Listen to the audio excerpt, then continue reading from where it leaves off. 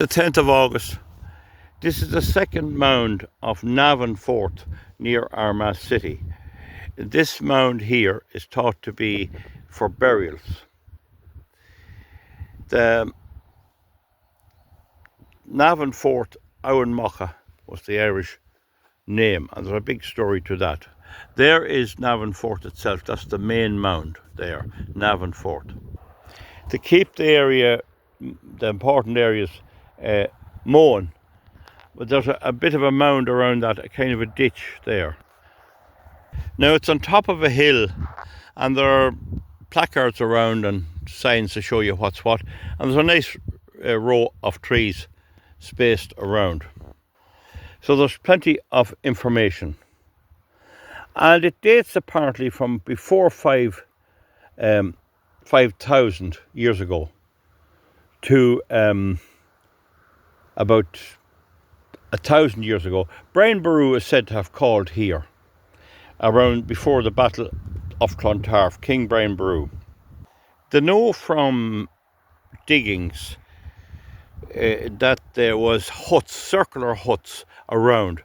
So originally, apparently, that mound here was somewhat flat, and they built a temple there out of wood. The temple was filled eventually with limestone rocks deliberately, and the temple was burnt down, the wooden temple, and there's one stump of it which was found still in the centre attached to here. It's an intriguing piece of wood. So they burnt it down and they filled it with limestone, leaving this mound. Now this mound is still here a long time. But apparently at one time when you looked in there, this was just an ordinary fort, which I'd understand like a hilltop. Now that's east looking that way, and that's south looking that way. So Dublin would be straight down there. Now, this was built up then. This fort had a 4,000-year-old period, and it was definitely built for ceremonial purposes. This is where the king would come to have his feasts. He mightn't live here, and he'd welcome his people here, and he'd have races. And there was talk he had a chariot race in which a pregnant woman, Macha, was forced to run, and there's all that sort of legend. And then there's the Tawnbow, Coolinga and Cuchulainn, all having a connection to here. So the mound itself is 45 metres across, which doesn't sound much. I'd have thought it's 55.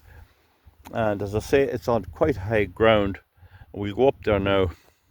So I'm now on top of the mound, and there's the twin towers, twin steeples of Armagh Cathedral.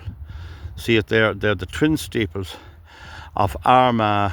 It'll be the Catholic Cathedral.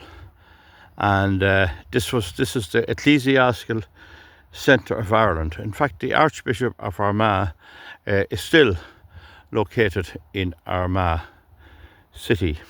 So we're looking down here from the fort. So the mound itself is surrounded by that ditch, very like the Hill of Tara in many ways. And there seems to be another mound and water moat wider out. So if you look there, you'll see the mound. There isn't really a ditch around the mound itself. There isn't really a drain or a water holder, but there's just this mound. It's unbelievable, like that mound there, that could be 4,000 to 5,000 years of age, that there. That is unbelievable, that mound there. That's the typical mound you get around forts made of clay and boulders. Now here's an idea. So they're saying that the mound was originally just a wooden structure with thatch on it or whatever, and it was a great place for spiritual meetings and meeting people, and a temple more or less. And what they say is that there were 3 stages of construction. There was the 40-metre wooden structure, a circular 40-metre wooden structure. The first component was an enormous wooden building, 40 metres in diameter, comprising 5 rings of large oak posts, some 280 altogether.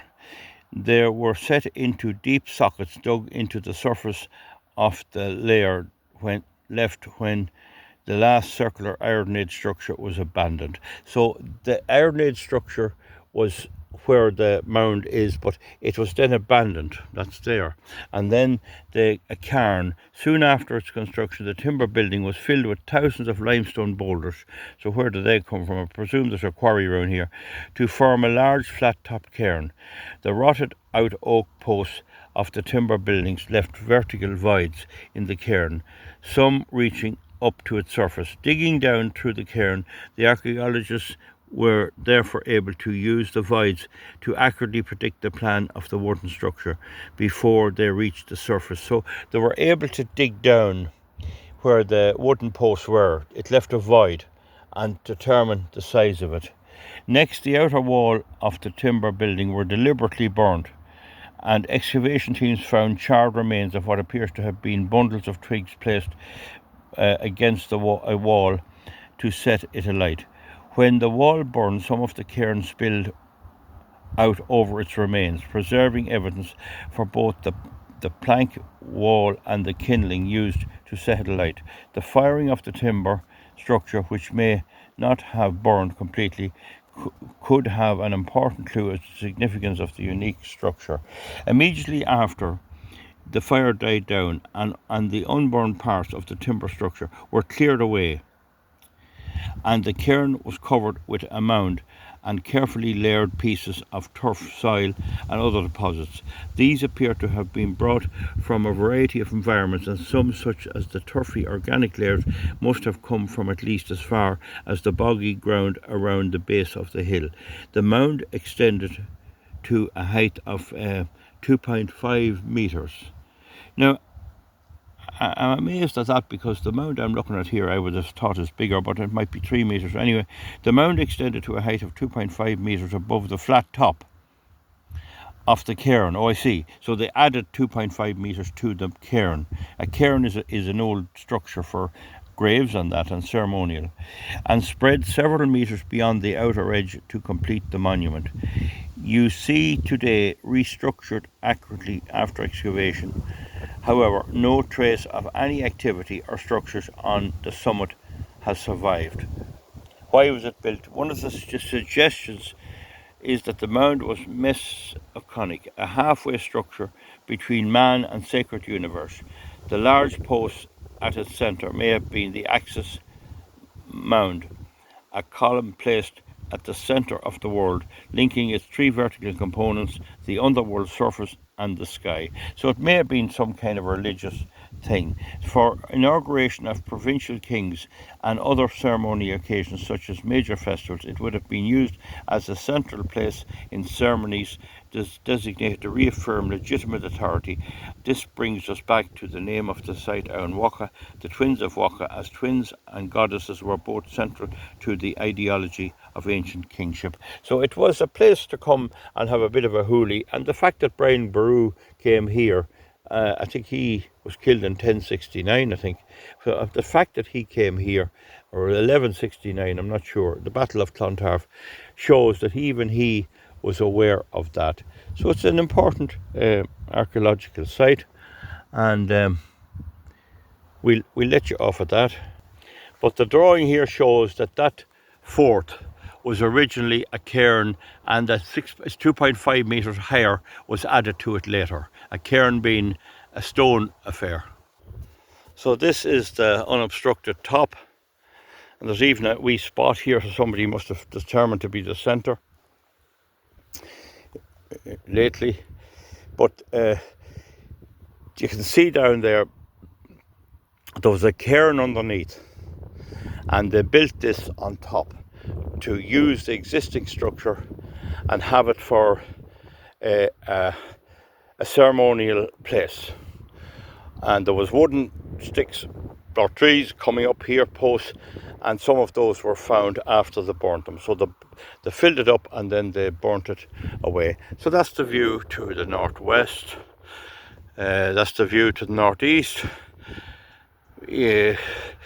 Armagh Cathedral. There, it's a lovely day, and that's really the whole thing about this fort, Navan Fort Armagh Ireland. An ancient, very, very ancient part of Ireland and connected in the same way with Tara, with the Roscommon Forts, Queen Maeve of Connaught and all of that. So we'll see you back, folks. Thank you very much. Comment underneath.